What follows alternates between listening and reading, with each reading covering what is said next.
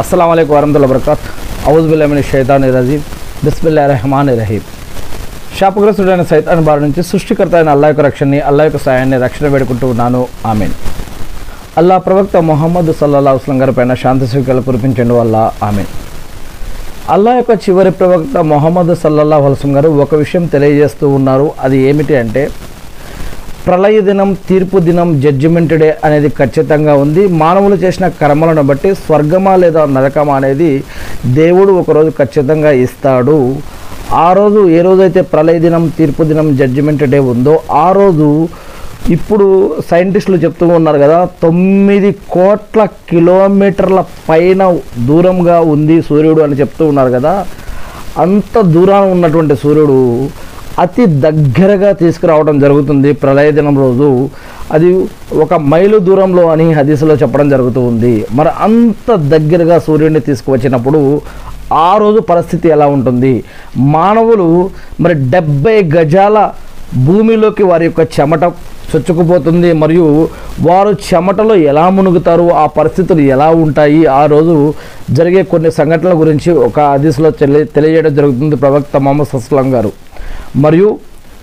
మరి కొంతమంది మనలో అనేక మంది ఇతరులని కించపరుస్తూ వారు కష్టపడినా, నష్టపోయినా, బాధపడ్డా, వారు ఏదైనా పోగొట్టుకున్నా దానిని మజాకులుగా, దానిని ఒక ఆనందంగా, ఎంటర్టైన్మెంట్గా, కామెడీగా చేసుకుంటూ కొంతమంది ఎకిలి నవ్వులు నవ్వుతూ దాన్ని ఒక ఎంటర్టైన్మెంట్ ప్రోగ్రాము లెక్క మనం ఈరోజు చూస్తూ ఉన్నాం, చేస్తూ ఉన్నాం. అటువంటిది ఎంకరేజ్ చేస్తూ ఉంటారు. అటువంటి వాటి మీద డబ్బులు సంపాదించే వారిని కూడా మనం చూస్తూ ఉన్నాం. దీనిని మనం ఆనందం, ఎంటర్టైన్మెంట్, టైం పాస్ అని అనుకుంటూ ఉన్నారు కొంతమంది. ఇలా చూస్తూ, చేస్తూ, షేర్ చేస్తూ, లైకులు కొడుతూ ఇటువంటి ప్రోగ్రామ్స్ని ఎంకరేజ్ చేస్తూ ఉన్నాం. ఇలా ఇతరుల పట్ల హేళనగా, నవ్వులాటగా, ఎగతాళిగా చేసేవారి యొక్క పరిస్థితి ఏమవుతుంది అనే విషయం కూడా ఖురాన్ మరియు హదీసుల్లో కూడా క్లియర్గా చెప్పడం జరిగింది.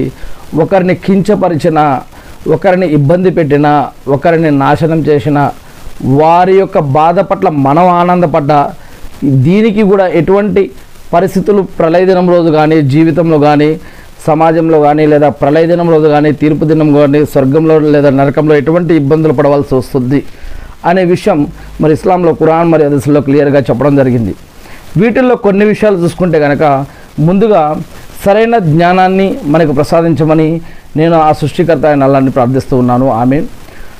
ఖురాన్ వీడు మనం తెలుసుకునే ఈ యొక్క హదీస్ రియాదుస్ సాలిహీన్ హదీస్ కిరణాలు 401వ అధ్యాయం నుంచి మరియు సహీ బుఖారీ, సహీ ముస్లింల ఆధారంగా చూసినట్లయితే ప్రవక్త ముహమ్మద్ సల్లల్లాహు అలైహి వసల్లం గారు ఒక విషయం తెలియజేశారు అని